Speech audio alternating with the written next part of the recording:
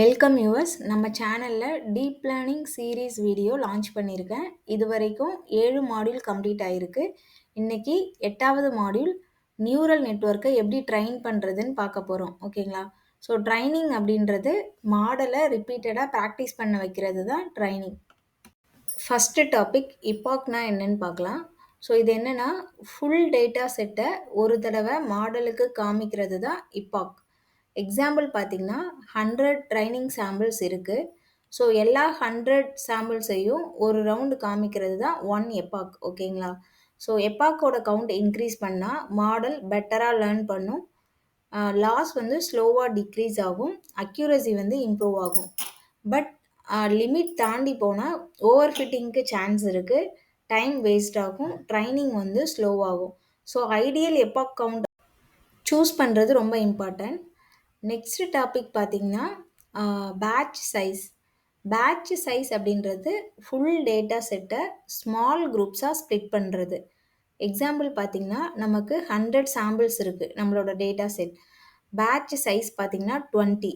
So அப்போ நமக்கு 5 patches இருக்கும்.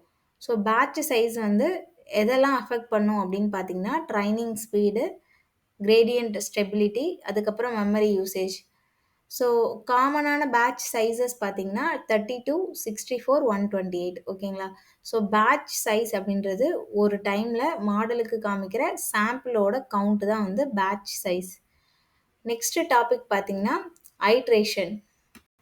ஐட்ரேஷன் அப்படின்றது ஒரு பேட்சை மாடல் வந்து ப்ராசஸ் பண்ணுறது தான் ஐட்ரேஷன். எக்ஸாம்பிள் பார்த்தீங்கன்னா 100 சாம்பிள்ஸ் இருக்குது, பேட்ச் சைஸ் வந்து 20 இருக்குது. ஒன் எப்பாக் அப்படின்றது 5 ஐட்ரேஷன். ஓகேங்களா?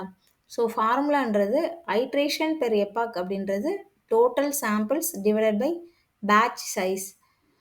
சிம்பிளாக சொல்லணும்னா பேட்ச்ன்றது ஐட்ரேஷன், ஆல் பேட்சஸ் அப்படின்றது எப்போக். நெக்ஸ்ட் டாபிக் பார்த்தீங்கன்னா ஷஃபிலிங். டேட்டா செட்டை ரேண்டம் ஆர்டரில் ரீஅரேஞ்ச் பண்ணுறது தான் ஷஃபிலிங். ஏன் ஷஃபிலிங் தேவை அப்படின்னா மாடல் பயாஸை அவாய்ட் பண்ணும், பெட்டர் ஜென்ரலைசேஷனுக்காக. அதுக்கப்புறம் வந்து ட்ரைனிங் வந்து ஸ்டேபிள் ஆகும். எக்ஸாம்பிள் பார்த்தீங்கன்னா எல்லா கேட் இமேஜஸும் ஃபஸ்ட்லையும் டாக் இமேஜஸை லாஸ்ட்லையும் வச்சுருந்தா மாடல் வந்து கன்ஃபியூஸ் ஆகும். ஸோ ஷஃபிலிங் பண்ணால் ஒரு மிக்ஸ்டு ஆர்டரில் இருந்தால் தான் பேலன்ஸ்டு லேர்னிங்காக இருக்கும். ஓகேங்களா? ஸோ நெக்ஸ்ட் டாபிக் பார்த்தீங்கன்னா வேலிடேஷன் ஸ்ப்ளிட். ட்ரைனிங் டேட்டா செட்லேருந்து கொஞ்சம் போர்ஷனை வந்து செப்பரேட் பண்ணுவோம். எதுக்காகனா மாடலை எவாலுவேட் பண்ணுறதுக்காக. இதுதான் வந்து வேலிடேஷன் ஸ்ப்ளிட்டு. காமன் ஸ்ப்ளிட் பார்த்தீங்கன்னா 80/20, அப்படி இல்லைனா 90/10 இருக்கும். இதோட பெனிஃபிட் பார்த்தீங்கன்னா ஓவர் ஃபிட்டிங்கை டிடெக்ட் பண்ணலாம். மாடல் வந்து அன்சீன் டேட்டாக்கு எப்படி ரியாக்ட் பண்ணுது அப்படின்றத நம்ம பார்க்கலாம். ஹைப்பர் பேராமீட்டர் டியூனிங் வந்து ஈஸியாக இருக்கும். ஸோ சிம்பிளாக சொல்லணும்னா ட்ரைனிங்ன்றது கற்றுக்கிறது, வேலிடேஷன்ன்றது செக் பண்ணுறது. ஓகேங்களா? ஸோ நெக்ஸ்ட் டாபிக் பார்த்தீங்கன்னா ஏர்லி ஸ்டாப்பிங். ஏர்லி ஸ்டாப்பிங் அப்படின்னா மாடல் வந்து ட்ரைனிங்கை ஸ்டாப் பண்ணிடும். எப்போன்னு பார்த்தீங்கன்னா அது ஓவர் ஃபிட் ஆகிறதுக்கு முன்னாடி. ஓகேங்களா? ஸோ லாஸ் வந்து டிக்ரீஸ் ஆகாமல் இருந்தாலோ இல்லை வேலிடேஷன் லாஸ் இன்க்ரீஸ் ஆனாலோ ஸ்டாப் பண்ணிடும். இதோட பெனிஃபிட் பார்த்தீங்கன்னா டைம் வந்து சேவ் ஆகும், ஓவர் ஃபிட்டிங்கை அவாய்ட் பண்ணும், ஜென்ரலைசேஷன் பெட்டராக இருக்கும். சிம்பிளாக சொல்லணும்னா லாஸ்ட்டில் எந்த ஒரு ப்ராக்ரஸும் இல்லை அப்படின்னா ட்ரைனிங் வந்து ஸ்டாப் ஆகிடும். நெக்ஸ்ட் டாபிக் பார்த்தீங்கன்னா training versus validation.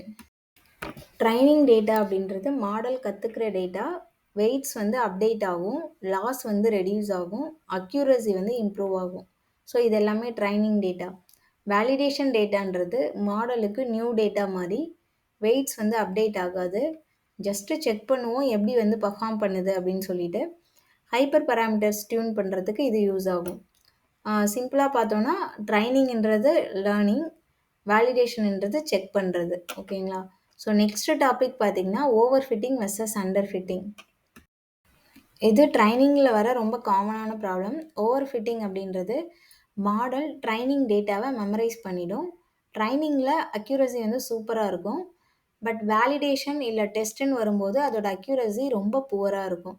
For example புக்கை வந்து மெமரைஸ் பண்ணிவிட்டு பட் எக்ஸாம்னு வரும்போது ஆன்சர் கரெக்டாக சொல்லாது. ஸோ அதுதான் சிம்டம்ஸ் பார்த்தீங்கன்னா ட்ரைனிங் லாஸ் கம்மியாக இருக்கும், வேலிடேஷன் லாஸ் அதிகமாக இருக்கும். ஓகேங்களா? ஸோ நெக்ஸ்ட் வந்து அண்டர் ஃபிட்டிங் அப்படின்னா, மாடல் வந்து டேட்டாவோட பேட்டர்ன்ஸை அது லேர்னே பண்ணியிருக்காது. ஸோ ட்ரைனிங்க்கும் சரி, டெஸ்ட்டுக்கும் சரி 2த்துலயுமே அதோட அக்யூரசி புவரா இருக்கும். ஸோ எக்ஸாம்பிள் பார்த்தீங்கன்னா, புக்க அது படிக்கவே படிக்காது. ஸோ அதனால எக்ஸாம்ல வந்து அது ஃபெயில் ஆயிடும். ஸோ சிம்ப்டம்ஸ் பார்த்தீங்கன்னா, ட்ரைனிங் லாஸ் ஹையா இருக்கும். வேலிடேஷன் லாஸும் ஹையா இருக்கும். நெக்ஸ்ட் டாபிக் வந்து இதில் என்ன டூல்ஸ்லாம் யூஸ் பண்ணுறோம் அப்படின்னு சொல்லி பார்க்கலாம். ஸோ ரியல் வேர்ல்டில் ட்ரைனிங் பண்ணுறதுக்கு கெராஸ் யூஸ் பண்ணுறோம். இது வந்து ஏபிஐ பர்பஸ்க்காக யூஸ் பண்ணுறோம். டென்சார் போர்டு வந்து கிராஃப்ஸ் அண்ட் மெட்ரிக்ஸ் விஷுவலைஸ் பண்ண யூஸ் பண்ணுறோம்.